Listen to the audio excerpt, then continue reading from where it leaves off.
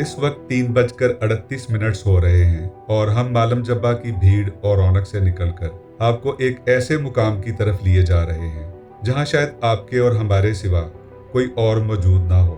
एक खामोश, सुनसान और कुदरत के करीब दुनिया। हम आपको इन सर्दियों में कुमराड वैली लिए जा रहे हैं, एक ऐसी वादी जो बर्फ में लिपटी हुई किसी ख्वाब की मानद महसूस होती है। हम मालम जब्बा इस रास्ते से नहीं आए थे, इसलिए ये रास्ता आपको दिखाना ज़रूरी है। ये रास्ता मैंगोरा की तरफ से मालम जब्बा आता है, साफ सुथरा, कुशादा और बेहतरीन कारपेटेड रोड, जिस पर सफ़र करते हुए दिल मुतमईन रहता है और आंखें मनाज़र में खो जाती हैं।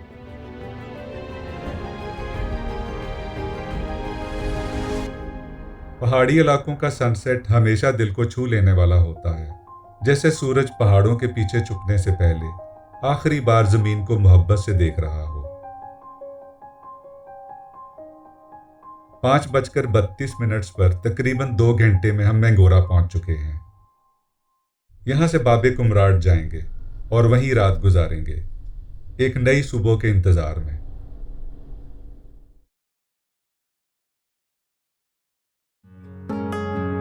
हम बाबे कुमराड पहुंच चुके हैं। हमें ये होटल रूम 8,000 रुपये फी नाइट के हिसाब से मिला है, जबकि सीजन में इसके चार्जेस 12,000 रुपये बताए गए हैं। इसमें 3 बेड्स, इलेक्ट्रिक हीटर, मॉडर्न अलमारी और टीवी मौजूद है। साफ सुथरा बाथरूम है और 24 घंटे गर्म पानी दस्तयाब है।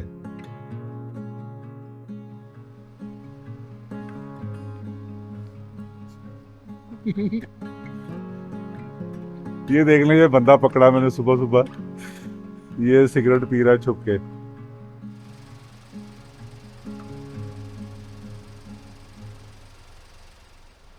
इस वक्त 9:26 हो रहे हैं। दिल की धड़कनें तेज हैं और हमारा सफर कुमराड वैली के लिए बाज़ाब्ता तौर पर शुरू हो चुका है। सर्दियों में कुमराड को देखने की देरीना ख्वाहिश आज पूरी होने जा रही है, इंशाल्लाह। सूरज की धीमी किरणें और सुबह की हल्की सी नमी फिजा में घुली हुई है। एक ऐसा मंजर जो रूह को सुकून और दिल को ताजगी बख्श रहा है।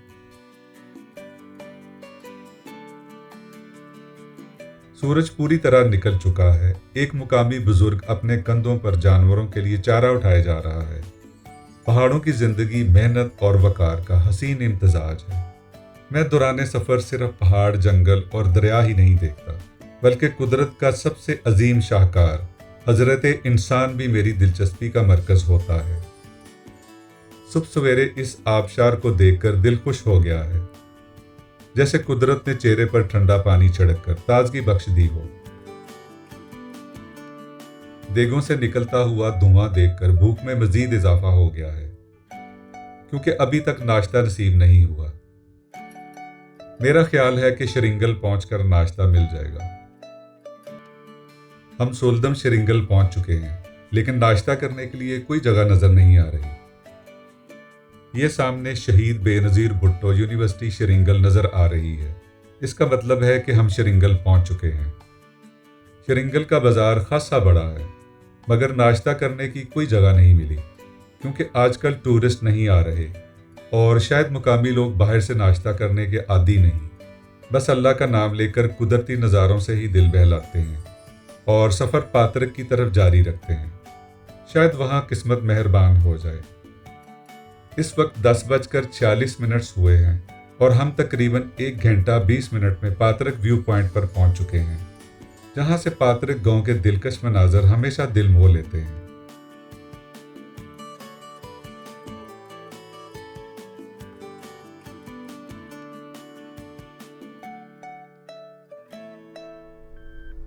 शुक्र है पात्रक में नाश्ता करने की जगह मिल गई है।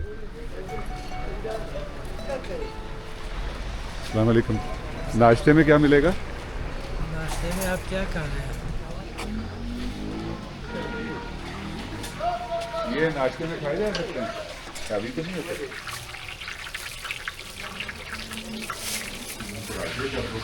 भूख शिद्दत अख्तियार कर चुकी थी। हमने चपली कबाब, ऑमलेट, दाल माश और रोश ऑर्डर किया।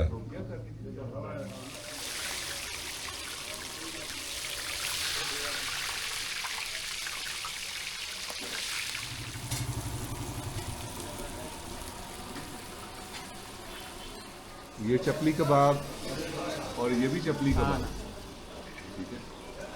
और ये रोटियां,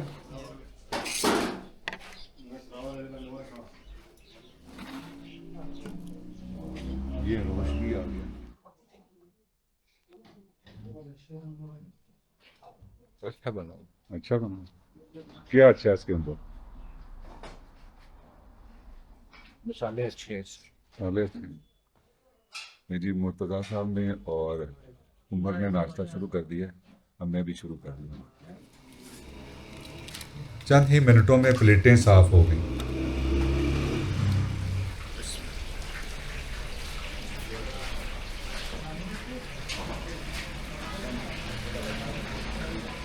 मैं अमूमन जो पब्लिक प्लेस पे जब चाय पीता हूँ ना, तो मैं यहाँ से पीता हूँ।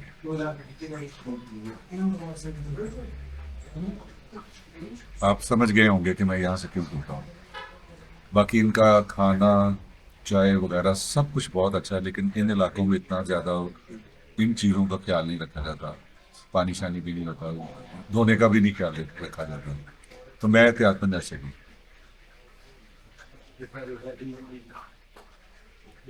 चाय बहुत मजे। खाना भी लाजवाब था और लोगों का रवैया भी नहायत मोहब्बत भरा।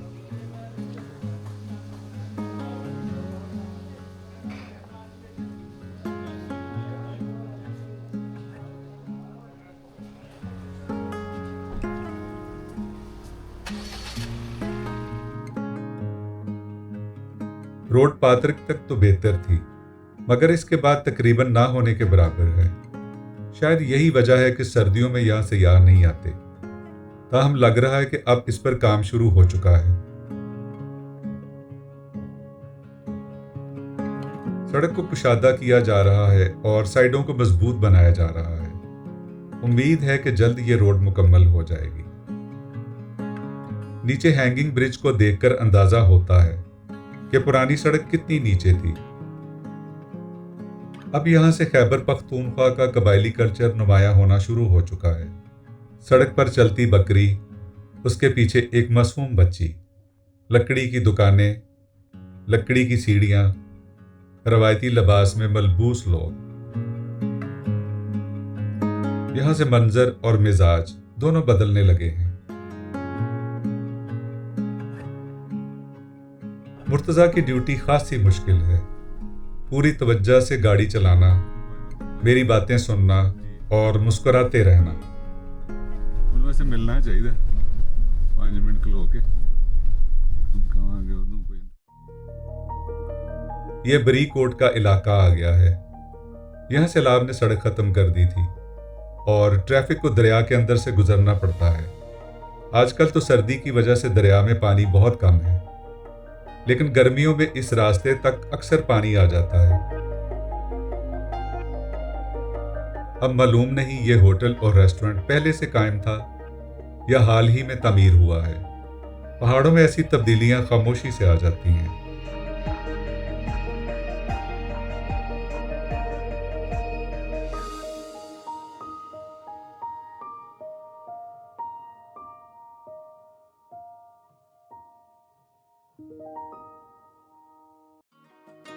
गर्मियों में शानो शौकत से बहता दरियाए पंचकोरा अब सर्दियों में खामोश और सुकड़ा हुआ नजर आ रहा है, जैसे मौसम ने इसे भी समेट दिया हो। यहाँ की मसाजिद के मीनार अक्सर दियार की लकड़ी से बने हुए नजर आते हैं, जो कि रवायत और फन का हसीन इम्तिजाज है।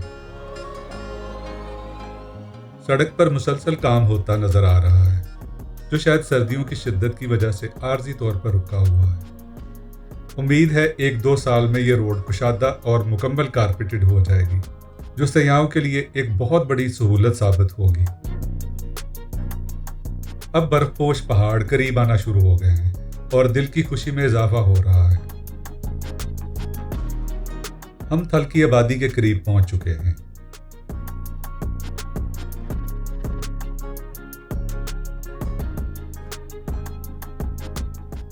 लकड़ी की ये दुकानें वक्त के साथ लोहे और सीमेंट में बदल जाएंगी, जैसे बाएं जानिब नजर आ रही हैं, और रवायती हुस्न मांद पड़ जाएगा।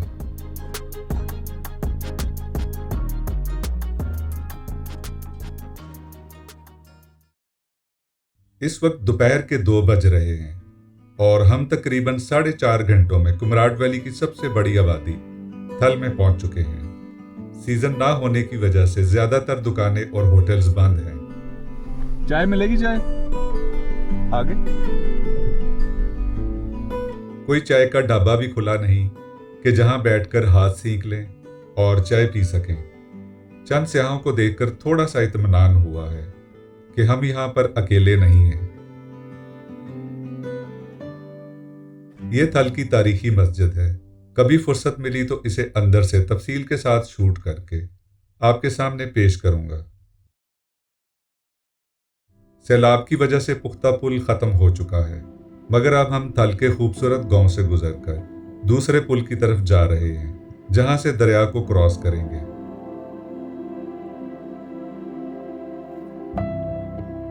मुझे इस तरह के कदीम गांव बेहद पसंद हैं। दिल चाहता है चंद दिन यहीं गुजारूं, खामोशी को महसूस करूं और कदीम रवायात को करीब से देखूं।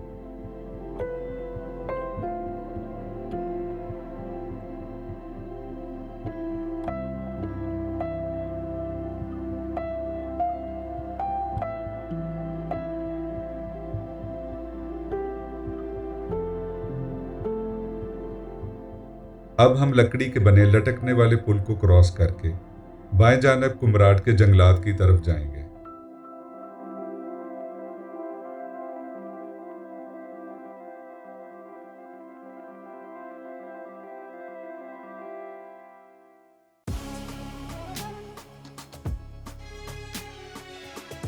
पिछली दफा जब मैं कुमराट आया था तो यहां से आगे फ्रंट व्हील गाड़ियों का जाना मुमकिन नहीं था, और अल्लाह का शुक्र है कि आज हमारे पास 4x4 है और हम बासानी आगे जा सकते हैं।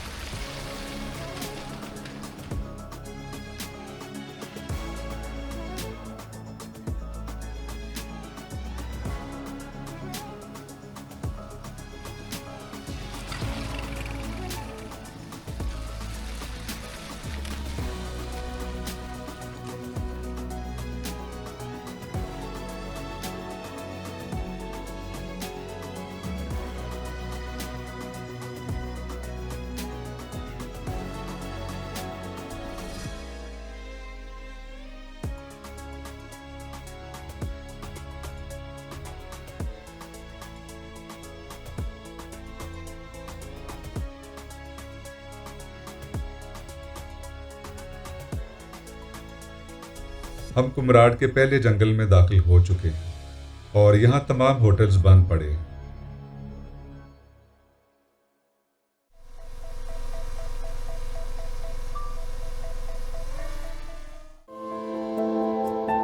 सर्दियों में कुमराट वैली एक छुपी हुई खामोश जन्नत महसूस होती है।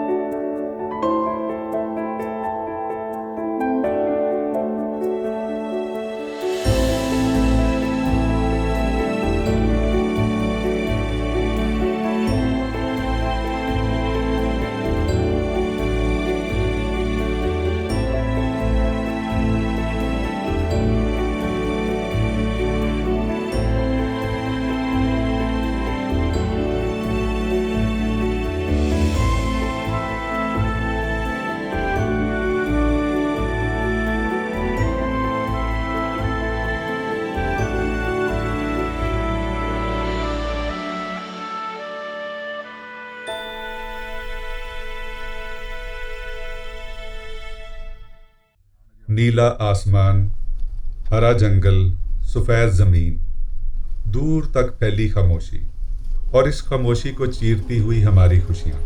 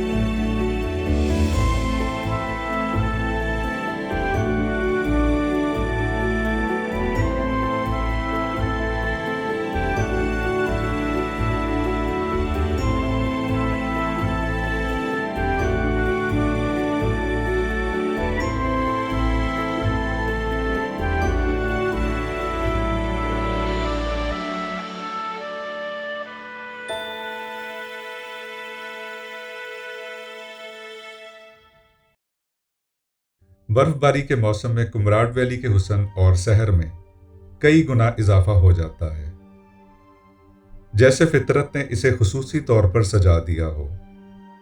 अब हम अगले जंगल की तरफ बढ़ रहे हैं, जिसे क्रॉस करके आबशार की तरफ जाएंगे। यहाँ के मुकामी लोग कभी कभार अपने होटलों का जायजा लेने आते रहते हैं कि सब कुछ ठीक है या नहीं।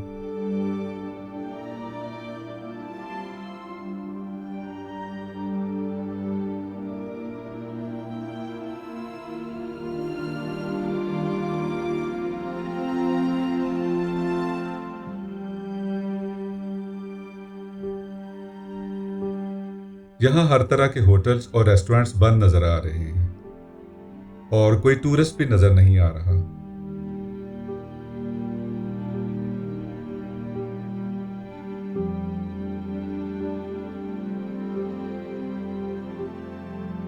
कहीं घने जंगलात, कहीं कुशादा वादियां। कुमराट की असल खूबसूरती यही तनूग है।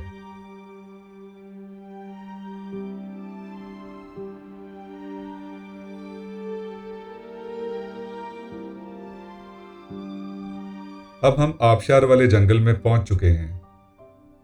यहां भी होटल्स बंद हैं, कोई ढाबा भी नहीं खुला और एक गहरा सुकूत तारी है।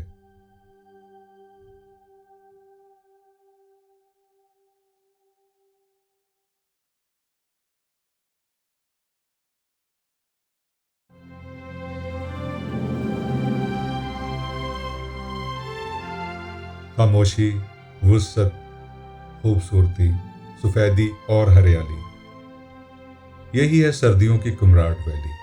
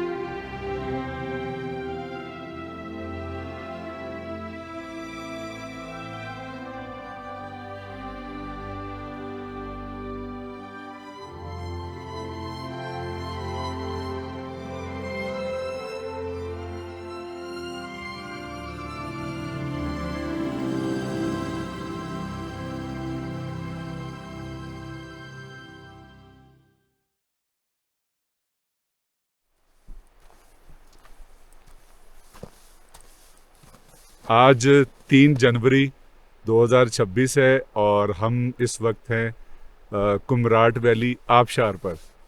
अभी मैं जा रहा हूँ आबशार को देखने कि सर्दियों में आबशार चलती है या जमी हुई होती है।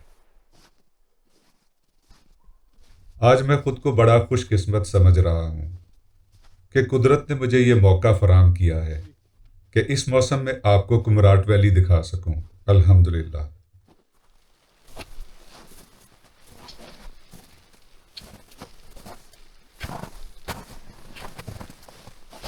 नहीं जी, फाइनली आबशार पे पहुंच गए और आबशार चल रही है।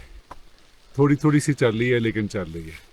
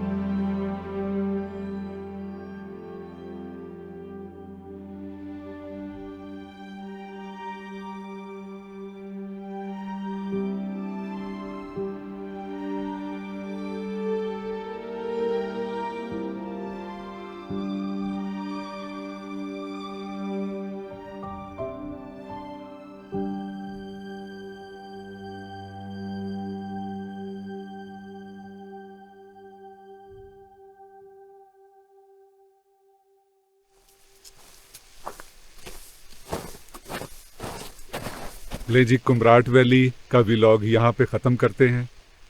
अब कहीं और किसी ऐसी डेस्टिनेशन पर किसी ऐसे मौसम में आपसे दोबारा मुलाकात होगी। अपना बहुत ख्याल रखिएगा। बहुत शुक्रिया। अल्लाह हाफिज़।